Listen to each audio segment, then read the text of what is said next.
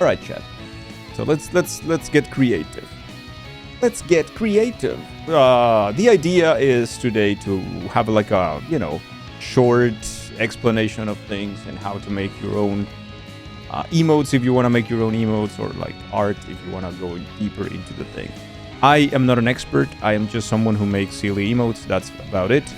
But maybe I can share the little things and pieces I know about the program. So, first thing is we're using Krita. That's Krita. It is a free software. It's an open source. So anyone can try it if you want to. Just go to Krita.com and get the download going for that. Now, first thing, and let's start by the beginning.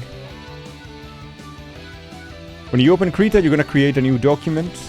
And let's say in the case of emotes, the best range that I find, the best sizes for that will be between 600 and 800 pixels. I work in pixels because it's easier to just like export later and knowing more or less approximately what the size is going to be for the screen. So 600 to 800 is like a good sweet spot. Remember that with emotes, you don't want a lot of detail because that detail is not going to be seen, right? So in this case, we're going to select 600 by 600. That's going to be our canvas. The resolution, select 300 if you want at some point maybe to upscale this and print it somewhere so it doesn't look like poo-poo. But this is not the actual resolution of your image. This is the pixels per inch that are going to be packed into your art. So the higher, the better, but also the heavier that your image is going to be. For the sake of emotes, it doesn't really matter too much. So 300 is fine, 70 is even good, 90 is fine. So whatever you want there is fine, but 300 is like the norm if you want to at some point maybe make some merge out of it. So that's good. So the rest of it, we're not gonna just change too much. In my particular case, I have the different defaults. The default for Krita will be white, bright, full white on your canvas. I have it on this color because I am colorblind. And in order for me to see my tools and to see where my pen is, I need a better contrast. So I use this by default. And by default, I have it create 4 layers, 3 that are normal and 1 background. So I can start working right away with my layers, right? But that's on me. You can also like customize that if you so want to. So yeah, that's what you do. And then you get this. This is going to be your screen now. Right. Important things to note is that all of your workspace can be configured depending on what you want and how you like it. Okay, so this is very similar to the standard one with a little bit of extras that I have added. You can see which ones are here in workspaces. If you click right here on top right corner, you can see the different workspaces. This is the one that I created for myself called Default Dan. That's for me to just draw.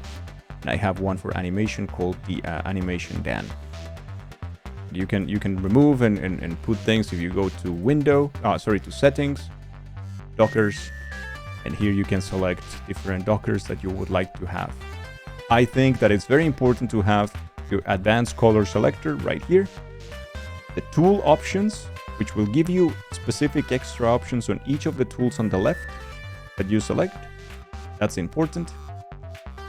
Your layers is fundamental. You need to see your layers. Your brushes is also important to see. So it's good to have it there. It's good to have your brushes. And then finally, I do have this extra menu, which is recording, that I use just to record. Sometimes I do time lapses. So Krita has that. You can just create time lapses if you so want to. As you can see, you can tinker with them. You can move them around. If you want, you can put them on the left, or you can do whatever you want with your Dockers and put them wherever you need them, if that's what you want. So in this case, I usually put them just like below my layers. And I keep my recorder here just in case I want to make a time lapse. But again, that's just on me. Now, the two main brushes that we're going to use today are basic brushes. They come with Krita. You don't have to download anything or install anything. They just come with the software. The main one will be this one called Basic 5 Size, and that is the icon. We're gonna use this one because this one has pressure to it. That means is that you have your pen, and the harder you press your pen on your tablet, the bigger that your trail, your trace is gonna be, right? Hey, Gun, what's up? So with that, the pressure is important, and that is something that we are going to use. So let me show you what I mean with by that. Bigger. So what I mean by that is, if I draw a normal line, you can see that on the edges, right here and right here, our line is thinner, and that is because the pressure comes and goes as I do the line, right? I can start very thin, and then I can start making more pressure, which is like more strength on my tablet, until it goes to the limit. And the limit is dictated by this up here, which is the size of my brush. So this circle that you see in the middle, that is the limit of my line. That is how thick it can be at any given point with all my strength. So keep that in mind. And if I'm very subtle, then my lines are very thin, right? That's because we have pressure point. But also, it's not a transparency. Our line, and that's why we select exactly this basic 5 size, because it's not, the opacity is to 100%. There is, for instance, this one here, which is called basic 5 with opacity. So in this case, it's the same thing. We have the pressure, but as you can see, the more pressure we put, the bigger it is, and also the stronger our trace is, our line is. So that is very good if you just want to keep, transparencies. But the problem is that if you go transparency over transparency, it begins getting darker and darker, and you see traces of that. That's something we want to avoid for our purposes. That's not something we really use. That's why we stick to basic 5. The other one that we will use is basic 1. The most basic of the basics. And this one doesn't have any pressure, and also opacity is always at 100%. So your line is always the same. There is no way for me to make this thicker or thinner. It's just the line that there is. And the only way to change the size of it is by changing here up top the size of my brush. And I always will have this line. We use this one for the outlines. In order for your emote to be more readable on Twitch, since it's so small, you want the outlines or the contrasting colors to have a very clear separation.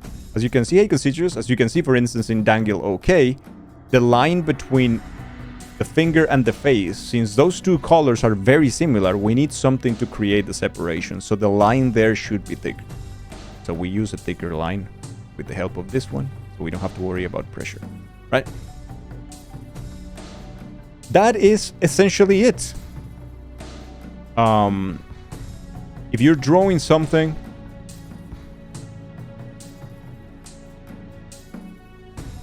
right? You're drawing your little character here.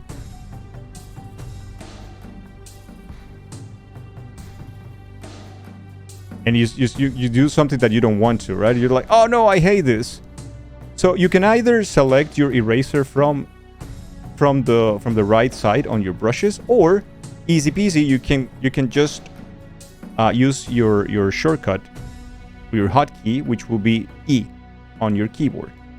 And then, as you can see, if you take a look at the upper part of the screen right here, if I press E, the eraser activates.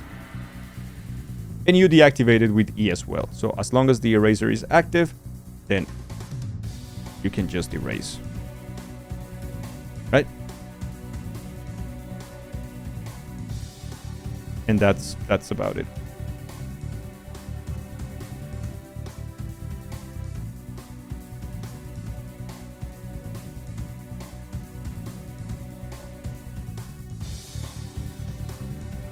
right?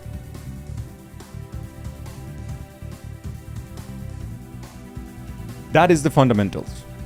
That is very much the fundamentals. Now, I would recommend people to try to work with the hotkeys, at least for the basic ones, and memorize those, because that will make your process much, much faster.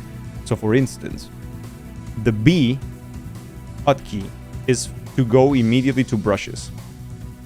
So I can start drawing immediately because I clicked on B. E is for the eraser, right? If I want to take the shape and move it around, I just press T. So I can move it around, right? And I go back B so I can keep drawing. So those is good to keep in mind. Obviously, your Control Z to undo, very important as well. But those are very those are key. You want to remember those at all times. All right. What else? So now that you have the basics, the tools that we're gonna use for the most part are right here on the left. Your brush. We're gonna use the move layer, and we're gonna use the transform layer. Those are the three that we're gonna be using the most, and the fill layer. Yeah, the fill with color, which is F. Right? You get the little bucket. Those are the ones that we're gonna be using the most for the sake of this tutorial thing. Now, let's go back here to our layers. On our layer panel, like I said, by default, I have 3 pane layers in one background. The background, as you can see, has an icon there, which is a lockpad thingy. That means that I cannot move it, I cannot paint over it. If I stand on it and I try to paint, you see that there is this like forbidden thingy symbol. I can't do anything because it's locked, which is good if you just don't want to mess with your background, right? Then layers. Now, layers are very important and one of the fundamentals of this. And one thing that makes digital art so attractive is that you can always change things, move things around, and you will never be too fucked by the things that you've done if you manage your layers properly. Normally, the layers that you're going to be using here in Krita are paint layers. So those are layers that you can paint on. Think of them as transparent sheets of paper, right? Like the transparencies. All of them are like transparencies. You haven't drawn anything on them. But what you do is that you stack one on top of the other. So the lower one here is closer to the background. The upper one here is farther from the background. So yeah, remember which layer you are drawing in, and we will go into the renaming system in a second. So for instance, right? We're gonna select the highest one of our layers. And we're gonna do, I don't know.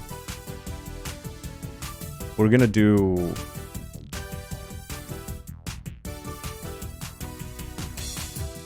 another dangle, right? So it's sad dangle. That's too thick.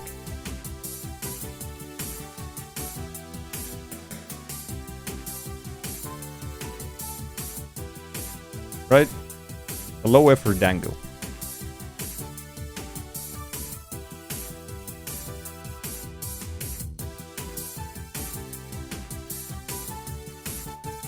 It's dangle not okay.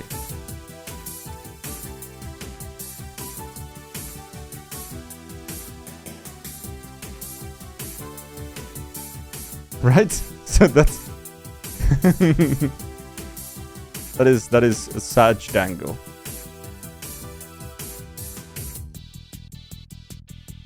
You just do the lines and they should be okay. Let me think.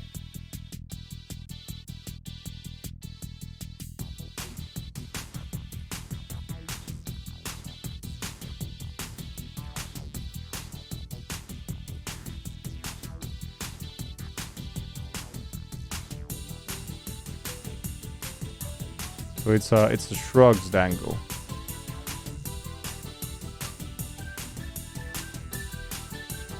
Anyways, you have your dangle there, right? You already did your art. And as you can see, I drew everything on the first pane layer, right? On top On your left, you have like a little eye icon. That is for visibility. If you just do this, then you stop seeing it. As you can see, that's only on that layer. If I use the layer below and I paint on it, as you can see, I can't go over the lines on the other one because the other one is on top. So that's important, right? Because sometimes, if I was painting on the same one, for instance, if I'm on the same layer and I want to paint the shirt, so I start painting the shirt and everything is fine. When I get to the border, what the hell do?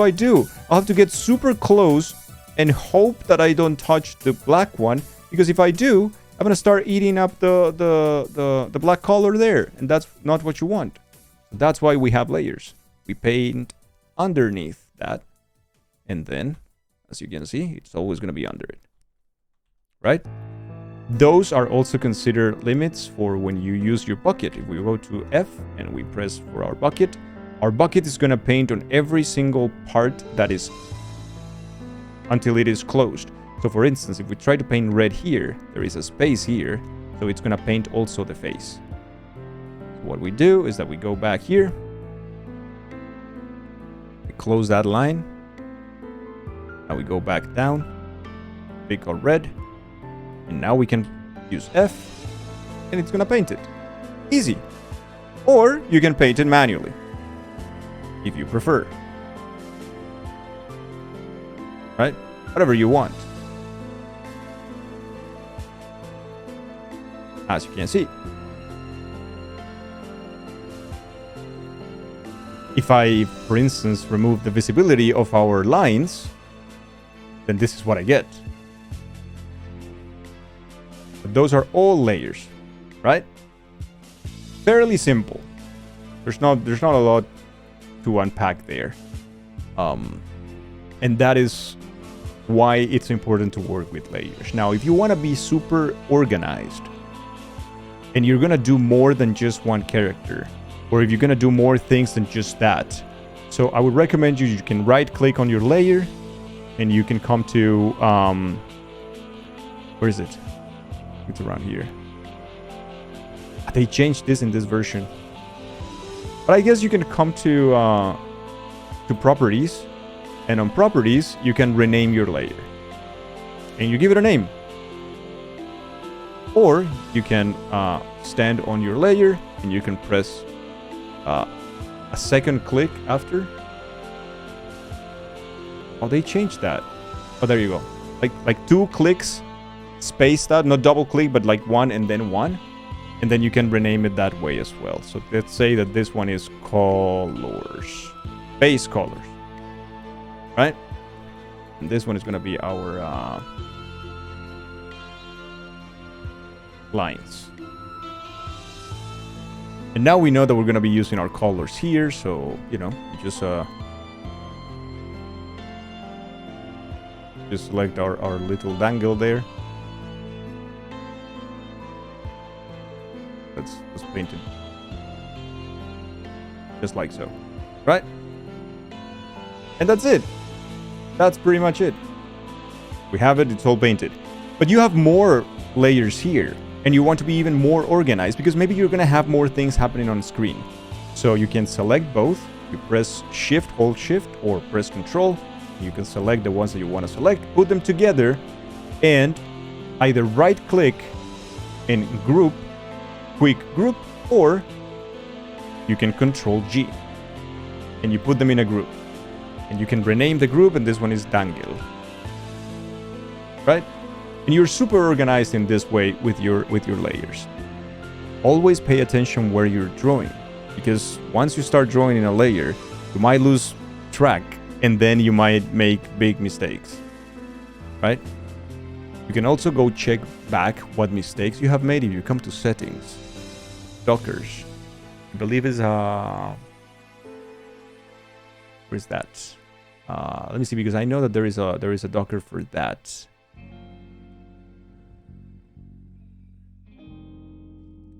Position, emotes, histogram. I believe it might be the undo history. Yeah, here it is. Here is your undo history, and this is a new panel that you can see right here. with everything we have done so far. So you can jump back to that moment. You go here, this is that moment. And everything goes back into that. So this is very handy. If you ever fuck up and you want to also have a little preview of what you did before, you want to go back in time, you can always do so. But yeah, that's pretty cool. Right?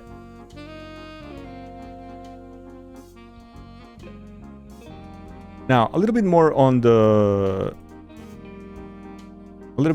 shading of things. We do the shading also in new layers. So you never affect your base colors. Now, the best way I have found to make the shading is I stand in base colors and I create 2 new layers. You just click on the plus sign here. You go 2 new layers, right? We will rename one as shadows, and we'll rename the other one as highlights. Right? And these are going to be our highlights and our shadows. So there is a very neat trick that I'm going to show you right now, and it is the second item here, which is your inherit alpha. We're going to click on that one on both of those new layers. It means that you will only be able to draw on whatever that has already color underneath. So since we have our base colors there, we will only be able to paint on top of the base colors. If there is no color here, as in the background there isn't, we just can't do anything. It's not going to show. So, for instance, let me show you without the inherent alpha. I'm going to take the shadows and I'm going to, I'm going to paint something with this color. So I'm painting this and it's nice and whatever. But if I do this, I'm already outside. And we don't want that, right? If I click on the inherit alpha, it's only on the part that was painted underneath. So that is very, very convenient. That's why we click inherit alpha. Smear poop on the face, yeah. It is what it is. Now, what we're gonna do is, for the shadows, we are going to come here to this. So useful when you had known that earlier. There you go, Luis, there you go. So what we're gonna do right now is, for the shadows one, here there is a type of layer. This is just a normal layer. There are many different types of blending modes, which is the way that the layers interact with each other. If you have it in normal, it means that it's just a flat color, so it's gonna be on top of the other one and that's it, they don't interact. But you have many ways to make them interact. You can make them dodge the color of the opposite one. You can make it glow as the other one doesn't. You can make them to lighten the other colors underneath, or you can make it multiply it. So for the shadows, we're going to use multiply. And we are going to reduce the opacity to 65% or so. And now I'm going to show you what we're going to do is that we're going to select the same color that we had for the hat. But since our shadows layer is in multiply with low opacity, the color is going to be stronger. See? And it's now a stronger color, even though it's the same color, but it's because of the blending mode. We are multiplying that color several times, making it stronger. We do the same for the shirt. You can select also the tone here if you want to make it a little bit darker. It's up here on your right. Get a little bit darker if you want. And then same thing. For your shadows, that should work pretty well. This. You could pick a darker shade if you want to as well. And we're going to do the skin now. For the skin, I normally do the lighter your base color, the more difficult it's going to be to see the multiply. So you better just like darken it yourself a little bit too. It's good practice to do that anyway. We just do this. Right?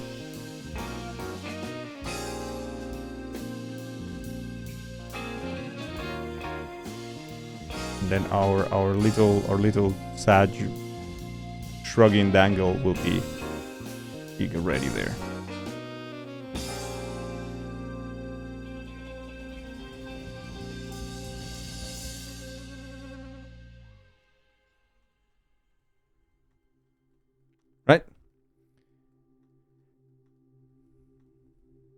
Yeah, it comes down to what you want. There are many, many versions. This is for like a very simple two-tone kind of thing.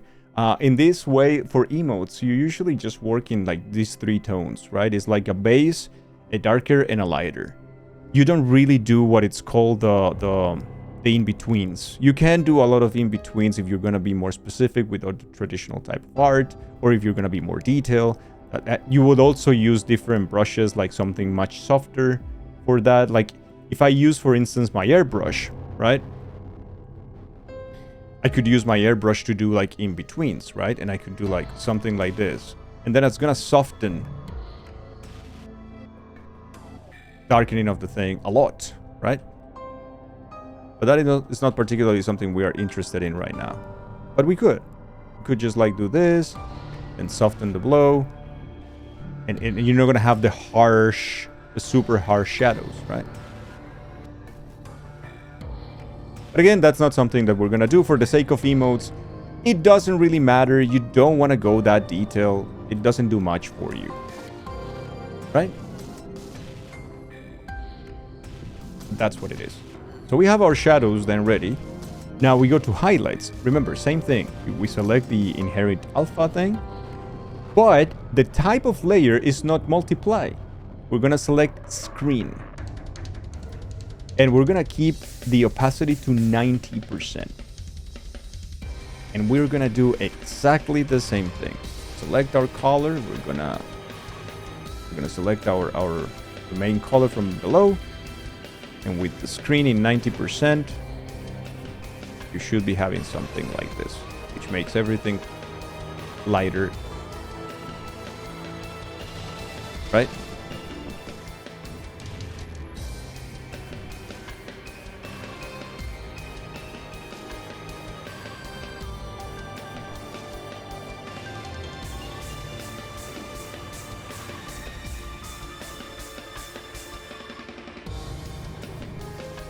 And there you have it. There you have it. The cool thing is, we can remove the highlights if we don't like them. We can remove the shadows if we don't like them. We can remove the base color if we don't like it. You know, we can change every single thing individually. And that's it. That's how you do a basic emote, essentially, and that's it.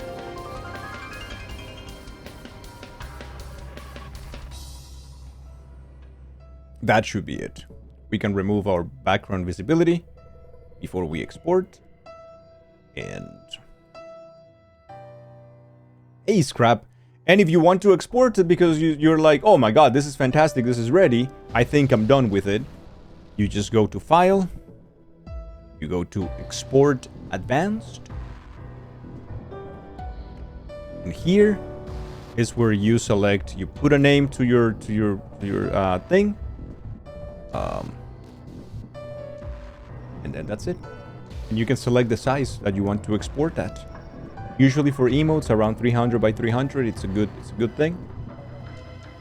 That's about it. Hey Mika, hello. Right?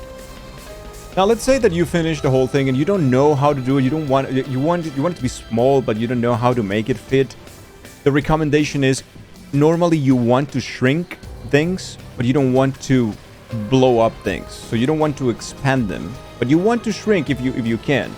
So if you want to move all this dangle around, since we have a group here on the right, you can click on the group and you can hit T and you can move the entire group around, right? So keep that in mind. Because for instance, we want a smaller canvas. So we come here to image, we come to resize canvas, and we're going to have that canvas of 300 immediately. We're going to change it for 300 right away. And we want to see dangle is too big. So we come to the dangle group, we click on it, and we come to our tool on the left called transform layer. It's not the same as moving. It can move, but it can also transform. So it's different from this one. So we're going to click on that one or hit Control T to move to that one. As you can see, we have now ways of rotating, change the dangle, But more importantly for this case, you can change the size. If you hold shift and you move your mouse, you're going to keep proportions. And let's say that this is the size that you want.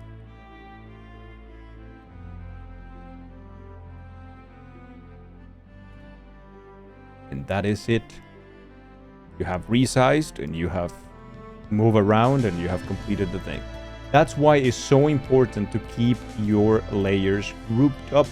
It's very important. Hey Cookies, what's up? That's why it's so fundamental to keep your layers together, but also separated from other objects, right?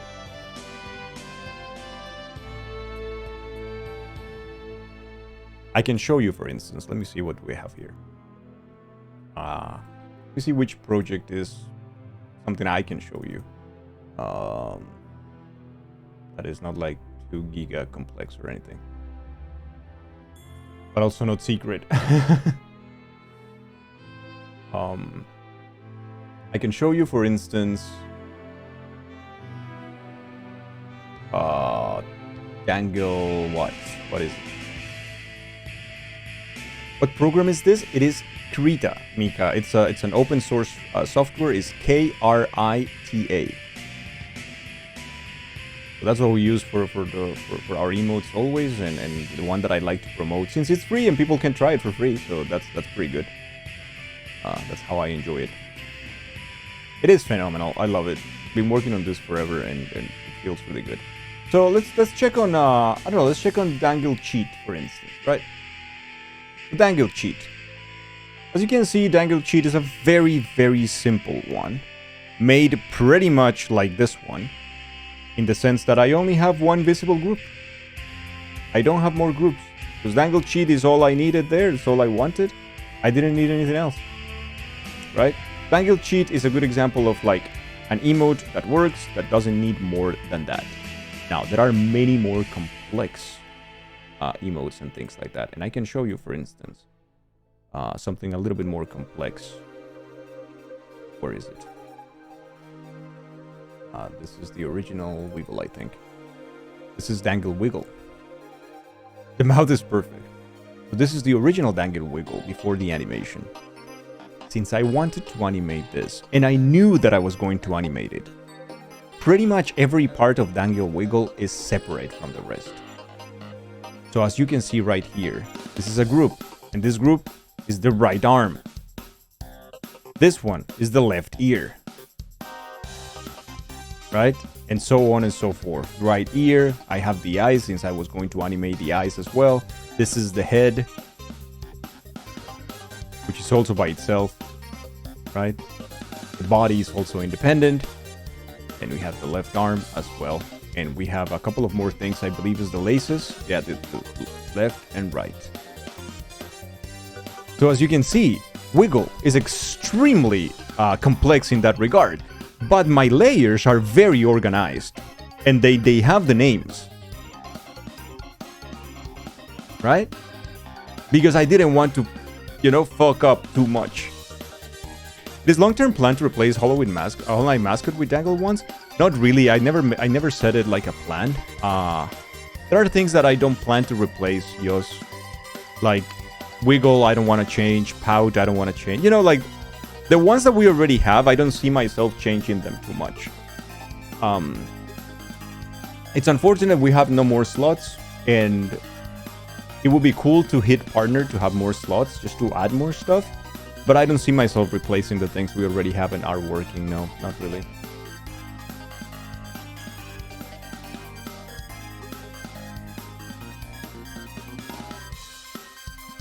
But that's a good thing. It's good practice, right? It is good practice. So yeah, that is for regular, basically for regular. We made this with a mouse, so you don't even need a tablet if you want to work on stuff like that. Now, let's work on another one right here. So people with no tablet and only a mouse can also do stuff. Now, we're going to select our brush. We're going to select the size for brush. Something around here. going to select the black color, and in the brush mode that we are right now, I'm using only my mouse, by the way. You can come to tool options. If you don't have this menu, you come to settings, dockers, sorry, tool options. I recommend you keep this at all times. Tool options are extremely useful. Depending on the tool you're using, you have extra things. So if you don't have a pen, if you don't have a tablet, you only have a mouse. So you come to tool options, and the brush smoothing, you click on this and you change it from weighted to stabilizer. Now, as you can see, we have now two guidelines there. The one is the brush, the other one is your lag zone. So as you can see, as long as I maintain myself into the lag zone and move my mouse, nothing is happening. The moment I leave, then it's gonna follow that, and you're gonna have a little bit of lag, which will give you a nice type of line without too much shaky, right? Because if we do it without it, and you want to use only your mouse, you're gonna have a lot of shake when you try to move, when you try to follow a pattern. So you just come to stabilizer, and you can toy with your dead zone here, delay or your sample count. Like now, as you can see, my delay is much bigger. Look at my zone, and I have a lot of freedom there. I'm gonna be more lagged, but that's gonna give me a lot of, you know, time to think and make the lines that I want to make without them being too shaky, right? That is if you don't have a pen. You can also use it without a pen. I mean, with the pen, sorry. But for the most part, you know. So that's for the people who don't have a pen or a tablet and still want to do something.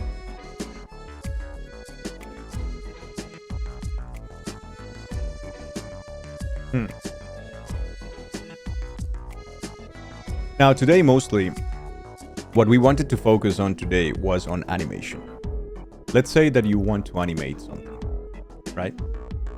Let us remove this dangle. We're not going to be using this dangle, so leave. We don't want you, dangle.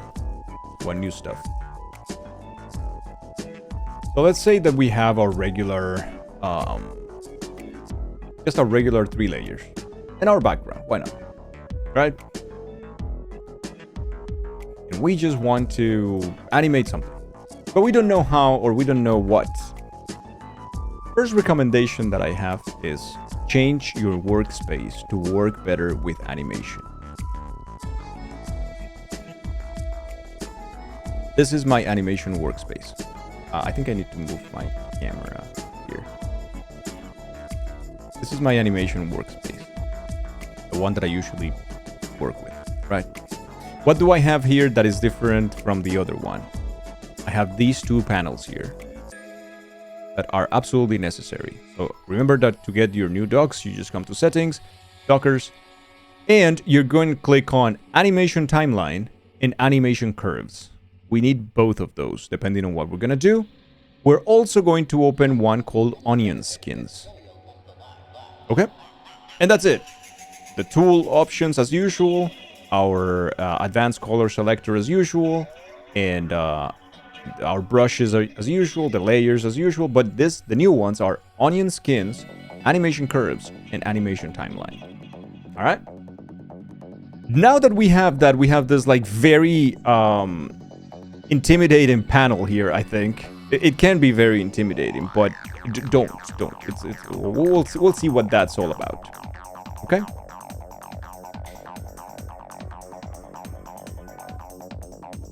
Now, the first thing is, things are not going to be animated immediately. Krita does 2 types of animation. You can do frame-by-frame animation, or you can do curve animation, which is kind of like an automatic animation kind of thing. Now, Krita is not perfect on the curve animation. That one is a little bit heavier and it's a little bit jankier. But it does work from time to time. You can use it as a tool. But let's start with, like, you know, frame-by-frame animation. So let's make I mean, I don't know. Let's make whatever, a character here, right?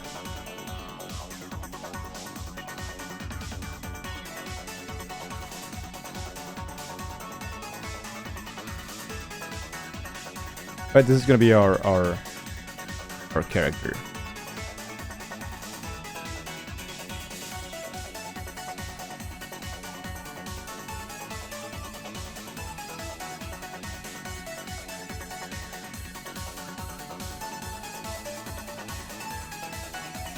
All right. He's a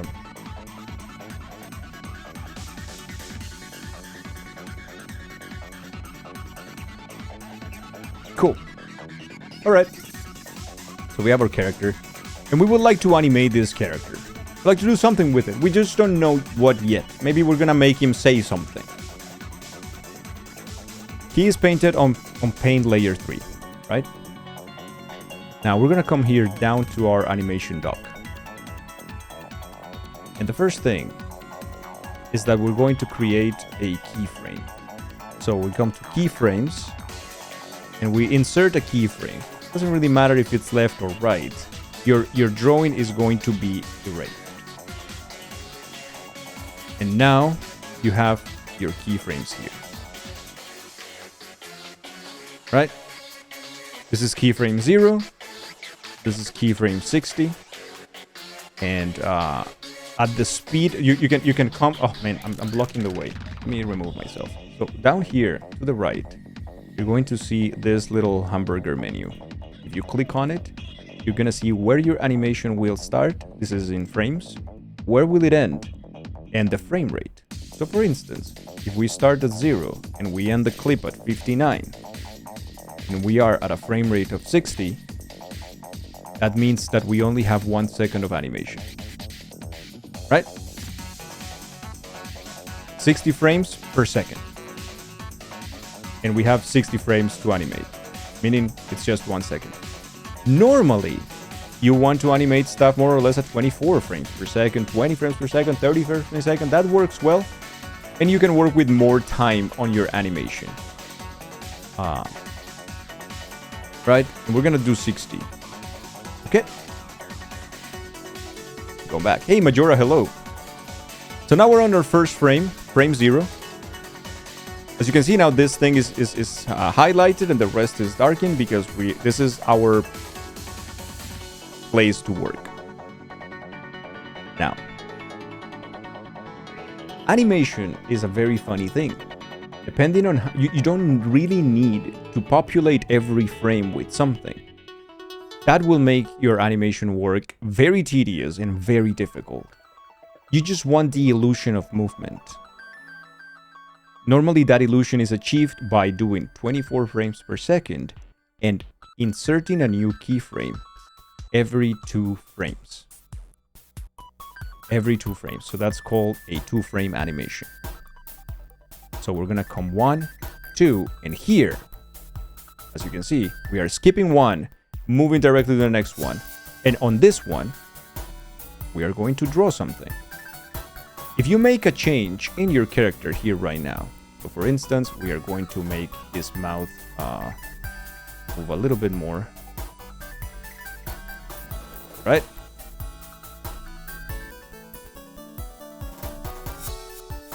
If I move away, as you can see, a new keyframe was created. Ah, Luis, okay, thank you.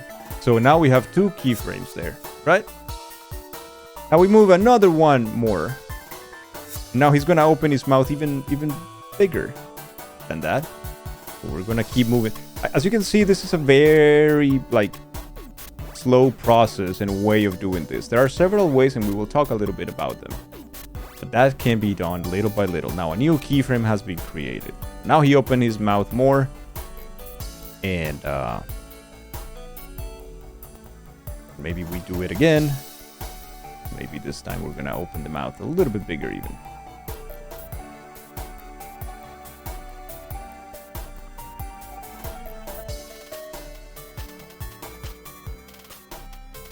Right? So a new animation has been created of the mouth, and he's gonna be like, ah. Right? And then we can do the same thing. Now we can copy this by clicking on only this way. Clicking on copy keyframes.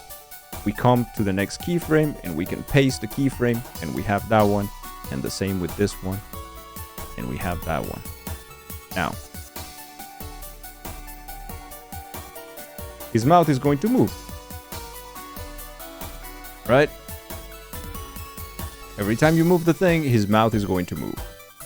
So we can end the clip maybe at frame 12, and we can see how that works.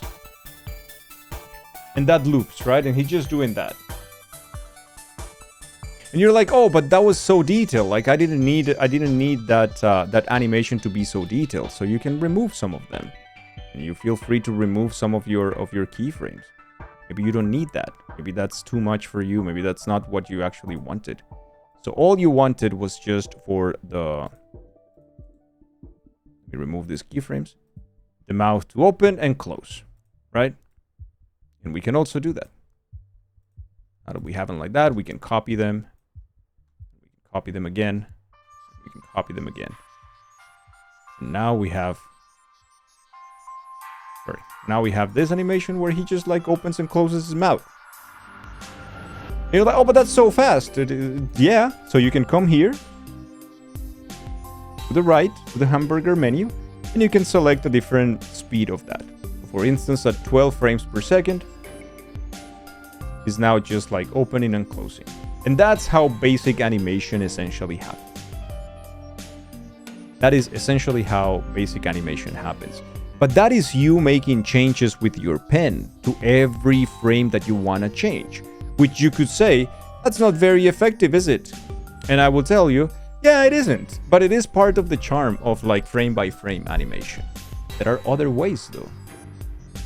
What if, for instance, you want this guy to say hello? What if you want this guy to, I don't know, to raise his arm, for instance, right? You can do that too. So let's go back to our first frame. Let us remove this a little bit. Now, on a different layer, Paint layer 2, we are going to create, hey Tegan, we're going to draw the arm of this character, right? So let's draw the arm. So the arm comes with the shirt, and let's say that it comes something like this because it's under, right? This is gonna be under. So this is the arm. Now let's take it out here, just for the sake of keeping the drawing happening, right? And his arm just stands like this. That's his arm. Now let's take it back again here. We move it with T, and we put it back under his shirt. Is that okay? Good. Now, back to the arm. We right click here, keyframes, insert the keyframe. And now we're gonna do a different type of animation in which we don't have to draw anymore, but we can move stuff. So the arm begins like this, on that vertical position. On the next frame that we want to move, we come and we click on our tool. Remember the tool, Control-T, transform layer? Click on that one. And you're gonna have this very particular menu thing. With the center cross, you can select where the pivot is. So I'm going to select this because this is the shoulder. I'm going to put it around where the shoulder should be. And now if you click where the icon is, like in these two arrows, you can rotate. So you can do this. So he's going to lift his arm at some point, right? But we're doing frame by frame animation. So we're going to do a little bit, right? And then we're going to move to the next one. And then we're going to move the pivot again. And we're going to move it to the next one. And then next keyframe, 2 more keyframes, do the pivot, keep doing it. Next one, it's other 2 frames, same pivot, do the thing, and so on and so forth until you get the movement that you want. This can be faster, this can be slower. This depends on what you want to do and how you want to do it. So don't feel bad if it's too fast. You can always change that. So he's going to lift his arm now. Right? We are running at 12 frames per second, so it's a very slow type of animation. So remember, at this point, you come to your hamburger here on the down right, and you up the frame rate to 24. It's a 2-frame animation. He should be doing okay now. It should be a faster animation of him, like, just moving his arm. Right?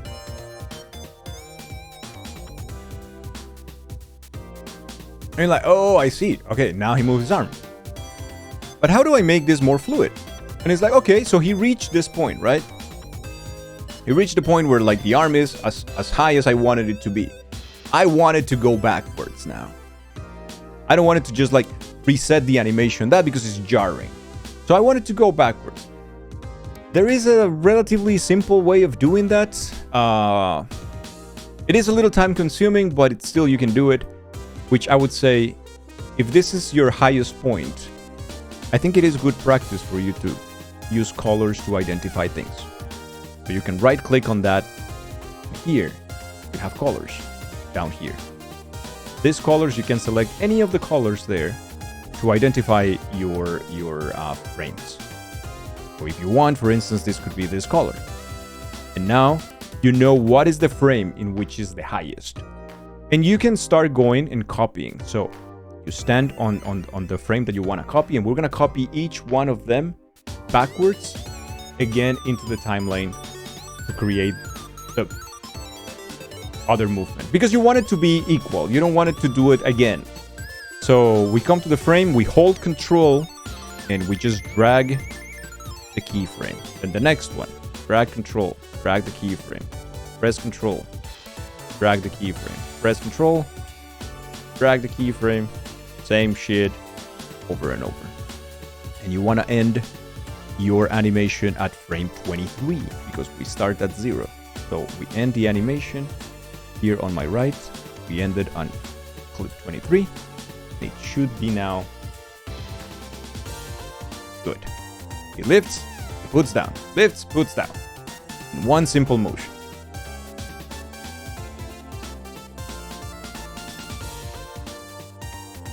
How are you today, Tegan?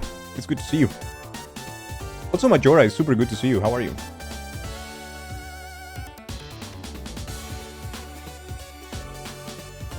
I would like this lesson on a DVD, thank you.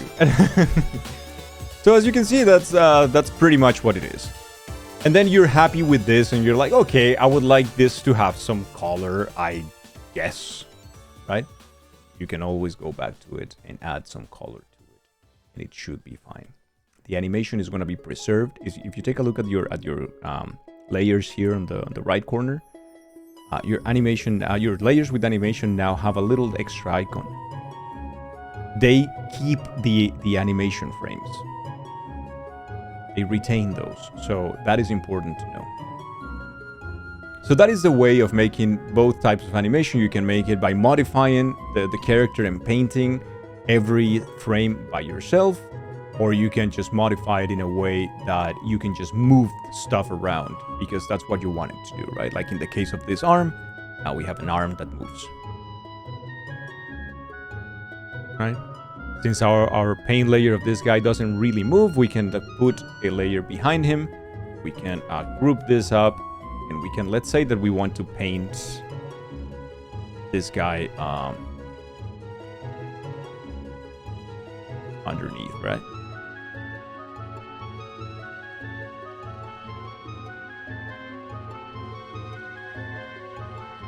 That's his shirt.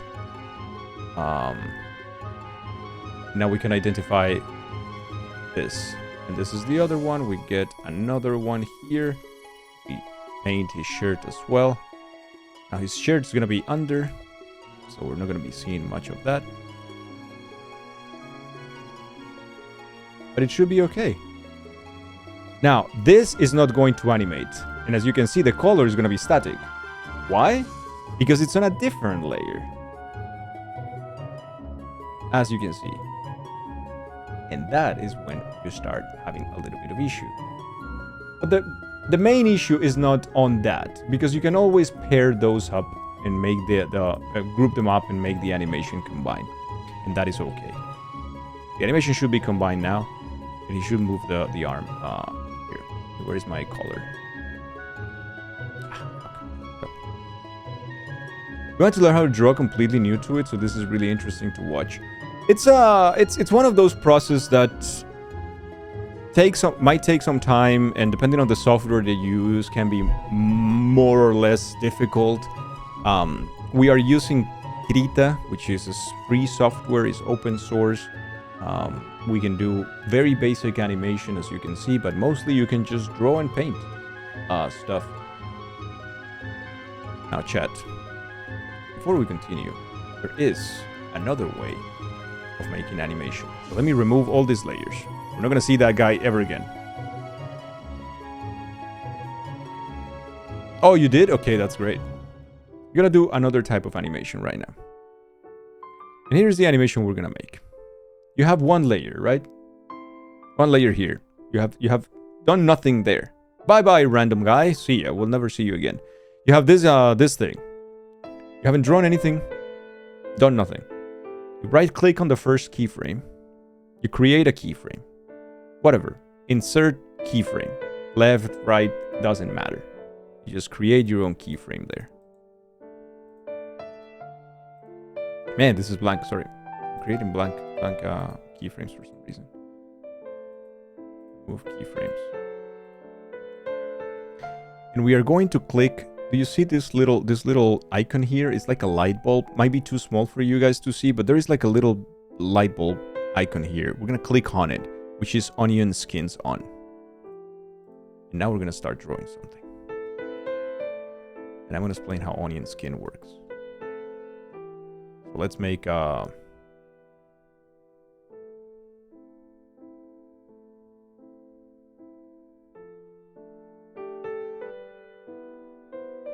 just a random guy.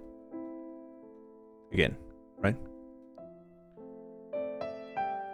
Now we can have an animation with random guy. We have onion skins on.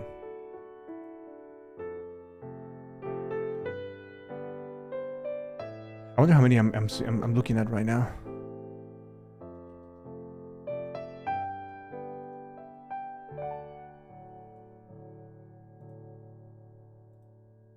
Because these are my onion skins right now. I kind of want to see 2 or 3. The stint and the previous stint. Okay. So here we're going to insert a new keyframe, right?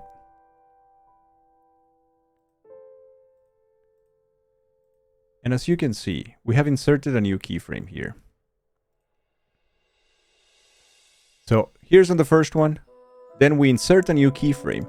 And now our guy is red. Why is our guy red? Because we're using onion skins, which is the new menu that you have right here. You can select how many keyframes past and forward you want to see. And you can assign them colors. So in our case, red is for previous keyframes. And the other color, which I think it's like, I don't know, it's green or yellow, whatever. It's going to be future keyframes. So now we have a base that we can use to create the second movement of our man. The best way of doing it, I think, is to just like kind of copy it. Sorry. You just kind of copy the guidelines, I think. How do I do this right now?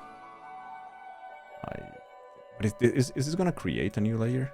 I wonder. It does create a new layer. That's not what I want to do. I know that there is a way to create that, but...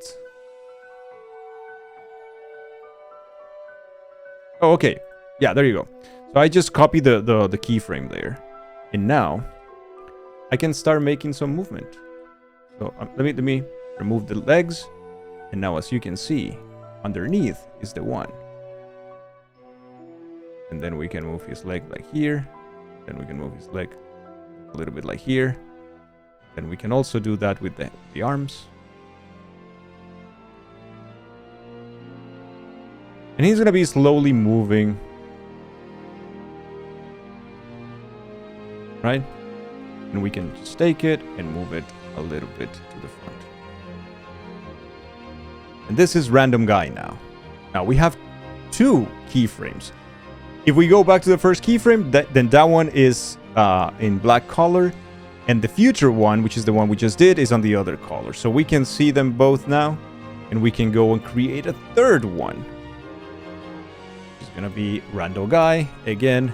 But it's going to move a little bit forward. And we're going to make some movement on random guy. And as you can see, that we have 2 different keyframes on the back.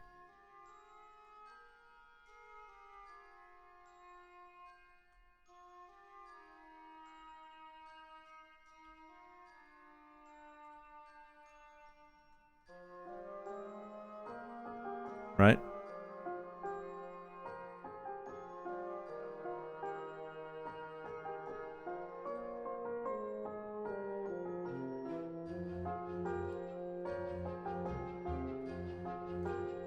If I go to the middle, the one in the middle has 1 past, 1 future, and so on and so forth. So you got them all right there. And that is how onion skins work. Basically, you're just copying the other frames and you're making small changes both in space, but also like in contents if you want to. And that's how it works. If we try, we can have we can end the animation at 6, not 5, and we could have it running for a second, just for you to see like what happens once the animation runs. And this is what happens once the animation is running now. Hey Trillion, what's up? Very briefly caught at our stream a while back when you got sent over in a raid. It's good to have you here. It's good to see you. We're using Krita. It's Krita. It's an open source free software. You need groceries? Mika, go. Don't worry about it. Thank you for being here, Mika. It's always good to see you. Always a pleasure.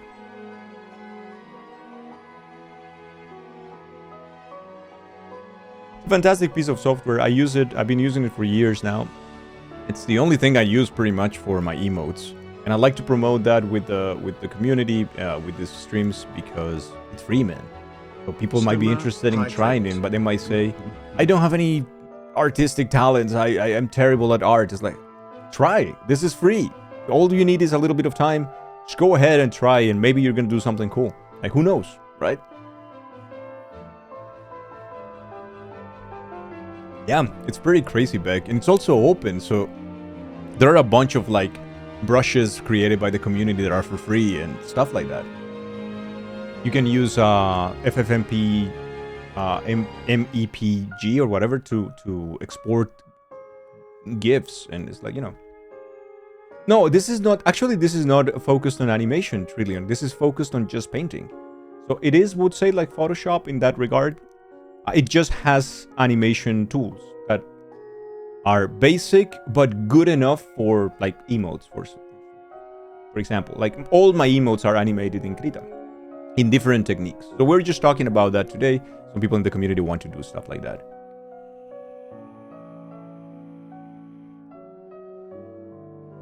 You did a dude who is just having a seizure, but does it work? Baz, thank you for the hydrate. So anyone can try, right? This is something that anyone can try. It's free, it only takes time, and it is what it is. I want to show you one of the examples of animation that I made in this way. So let me show you one very popular emote that is made in this technique. And you're gonna see where I took the animation from. By the way, this is dangilOKIGuess. This is where the original animation comes from of the dumpers. And I just took it as a reference just to know exactly which movements were the key movements. And it's only 6 frames. And as you can see, these are the frames.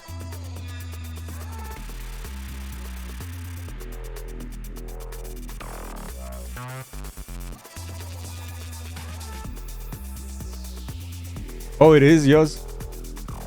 And it is made in that same way. We don't need highlights or shadows or base colors. This is all we need. And I think, do I still have the sketch for this? Yeah, there you go. This is the sketch. So this is the sketch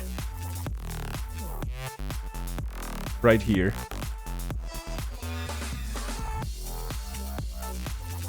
And this is the original one. And the original sketches for that.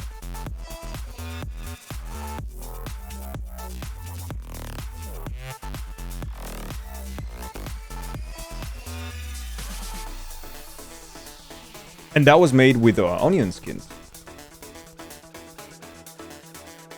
It was all onion skins.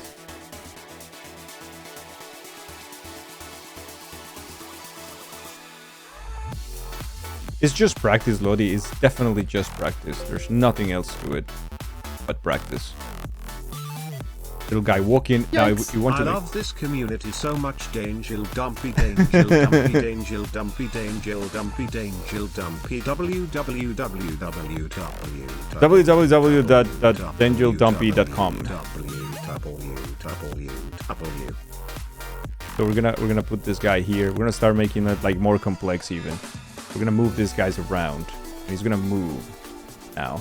Yvonne, thank you so much for the 50 bits. Thank you. We love having you here too. You guys are way too generous, and you guys, I just don't deserve you. You guys are the best. We're gonna keep moving him again this direction, and we're gonna use the second one here. It's also gonna move until we see nothing else, and our animation will end at 9. And some 9. It should be moving now. See?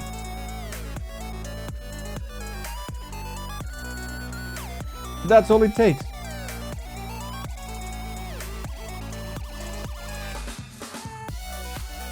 That's all it takes. Remember, super key, super giga important. Your hamburger menu here to control where your clip starts, where it ends, and the frame rate. Remember, frame rate goes by frames per second. And as you can see here, these are the frames. And every time you stand in one of these frames, you can see the number of the frame right here. It tells you, number 25. So, now, for instance, right now, we are animating at 12 frames per second. Right? So, your 1 second of normal animation of 60 frames is divided now in 12. So we can have a lot of movement, but it's very slow and very sloppy. Or we can have animated this at 60 frames per second, which means that these 9 frames will be just a fraction of a second. So it will be too fast. Right? And he's just zooming now. So it's all about that. It's all about that. One of the best types of animation, if you're going to make animating 2s, like we are right now, it's to use 24. We will need like a longer animation here, but animated at 12 frames per second, at 24 frames per second is cinematic, and it is the way that all traditional animation used to work. It is very jarring to see animation at 60 frames. We still see it like as way too smooth, as weird. So something around the 24, 20, or 30, depending on the type of animation you're doing, would be a sweet spot for something simple as an emote. This one right now is at 24, so meaning that you can actually have like 2 seconds of animation in 60 frames. You're basically just cutting it in half, a little bit less than that, but you know. So it is fast, but it's not fractions of a second fast.